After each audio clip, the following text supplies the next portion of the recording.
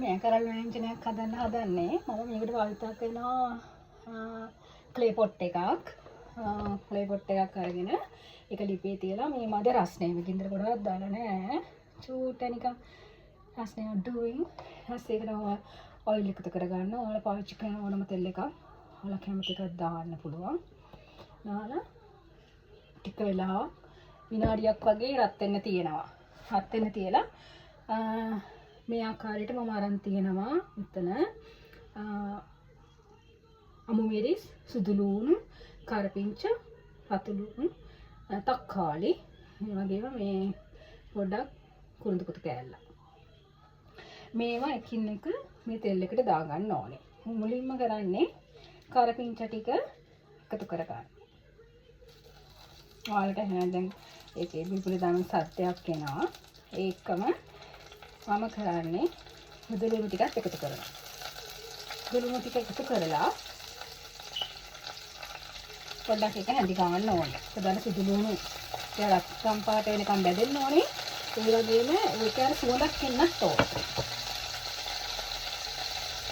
ඒකට එකතු කරගන්නවා ඊළඟට තප්පර 30ක් විතර යනකොට රතු ලුණු කපා ගත්තපුවා. මම ගත්තේ රතු ලුණු. ඔයාලට ඕන රතු ලුණු ඒවා රතු ලුණු ඒ දෙකම මික්ස් කරගන්න පුළුවන්. රතු ලුණු ඒක හොඳට මික්ස් කරන ගමන් ඔයාලට පුළුවන්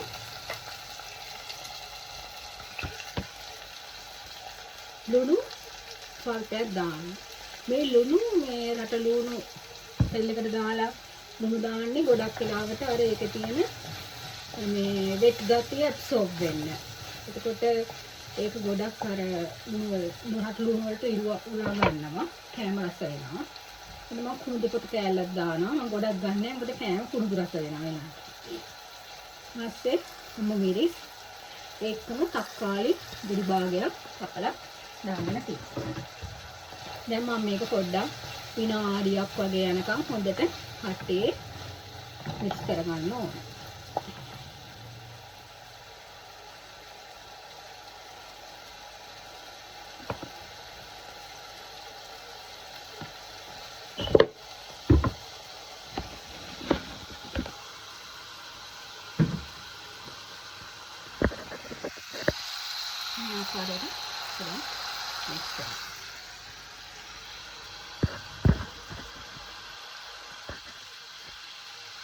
මික්ස් වෙනවා. දැන් මම ඊළඟට ඒකට එකතු කරනවා කහ කුඩු ස්වල්පයක්.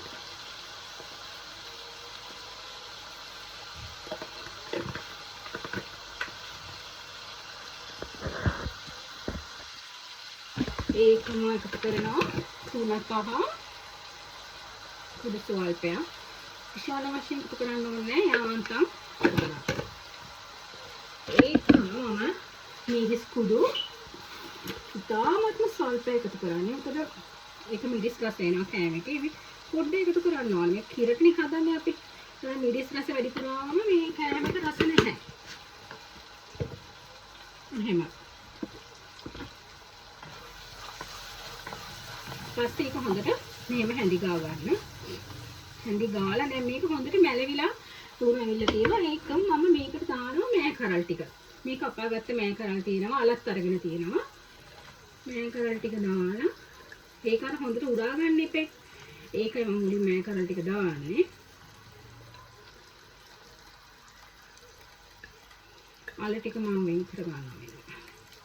මම අල මෑ කරල් වලට ස්පෙෂලි අල දාන්නේ මොකද ඒක අර මේ පොඩ්ඩක් තියෙනවා අර රසක් එක්ක මේ එනවා මේ අමුතුම ටේස්ට් ඒකෙන්. මෑ කරල් වල විතරක් අර මැලවිලා එන ගතියට වඩා අල දැම්මම මේක හරි රසයි. කිරට ඉවුවාම.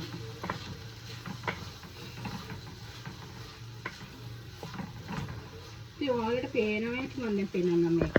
මේ ආකාරයට මේ මෑ කරල් වර්ක් කරලා මේ අල කැරි කීපයක් වටලා තියෙන්නේ.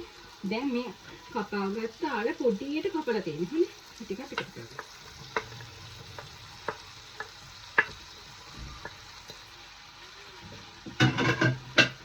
ටිකක් එකතු කරලා මැටි කට්ටියක නියන්නේ. ඒ නිසා මේ ආකාරයට මේ හොඳට ඒක හැඳි ගා ගන්න. ඔයාලට ඕන මේකට උඹලකඩ සල්පයක් දාන්න පුළුවන්.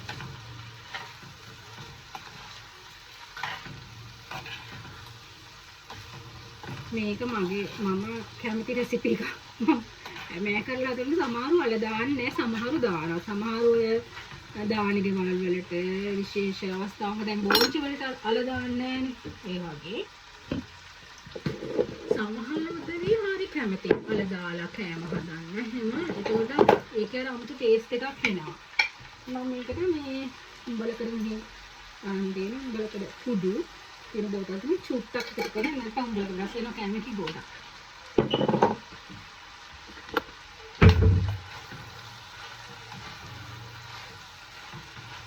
මේ ඔයාලට පේන ඇති මගේ මේ කරල්ලා යන්නේ දැන් හැදෙන්න කලින් මෙන්න මෙහෙම තමයි ආ. මේ මම මේක විනාඩියක් විතර වහලා තියෙනවා. වහලා තියලා ඊට පස්සේ බලමු මොකද කරන්න කියලා. මේකට ඇඩ් කරන්න ඕනේ පොල් කිරි.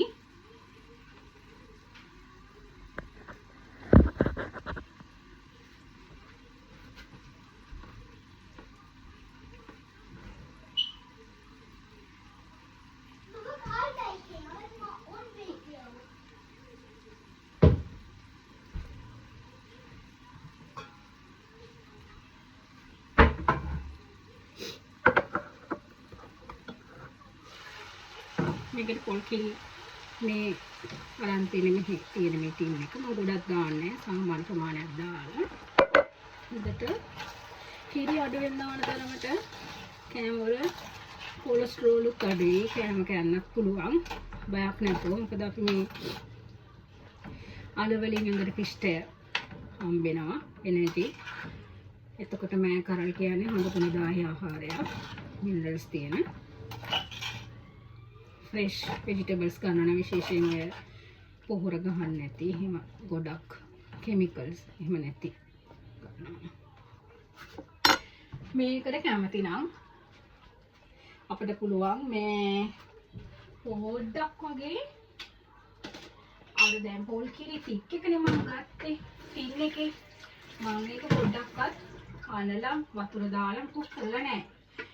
ඔයාලට පුළුවන් වතුර චූට්ටක් දාගන්න. උඩට දාලා මේක පොඩ්ඩක් හරි යන්තම් වැහෙන විදිහට නැත්නම් මේ කරලා එක තැම්බෙන්නත් එපේ. පොල් කිරි වලින්ම කවල ගොඩක් අය පොල් කිරිම දානවනේ. දැන් මේ තික් එකට මේ දැන් මේක හැවෙලා කොකනට් මිල් ක්ලාසික් එක මේ ග්‍රීන් ගාඩන් එකේ දැන් මේක මම කඩෙන් ගත්තේ මේක ඒෂියන් එකක්. මේකේ පොල් කිරි එක ගොඩක් තික්මත් නෑ. අර තික් අපි හදලා වඩා. දැන් අපි මේකට මේ වතුර චූට්ටකට හැන්දක් වගේ දැම්මම ඇති. ඊපස්සේ මේකට හොඳ ප්‍රමාණ ලුණු දාගන්න. මම මේ කරලා ලුණු තියෙනවා.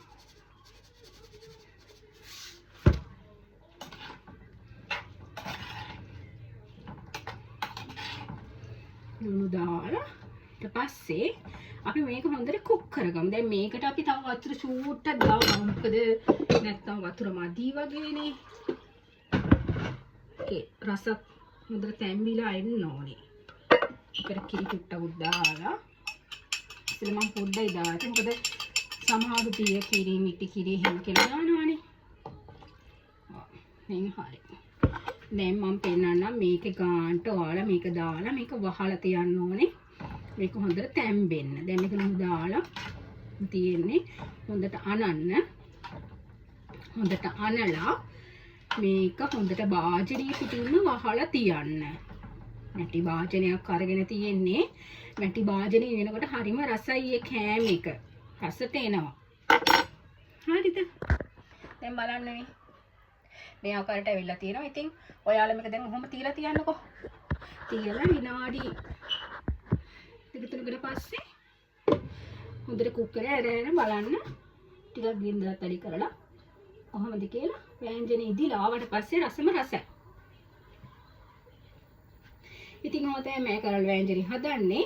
මේක ඉදිලා ආවම මේක හොල තියදෙන තව විනාඩි 10ක් විතර යනවා. ඊට කලින් මම මේක නවත්තනවා මේ කුකින් ප්‍රොසෙස් එක. දැන් ඔයාලට උයා ගන්න මේ රෙසිපි එක ගන්න. ඔයාලා දන්නවා මේක කුක් වෙලා කියලා. රසත් බලලා නුඹ ගාන්ට බලලා ලිපේ මා ගන්නයි තියෙන්නේ. එහෙනම් අපි වෙන වීඩියෝ එකකින් ආයෙත් හමු වෙමු. කුකින් ප්‍රෝග්‍රෑම් එකක් ඉදිරියට අරන්.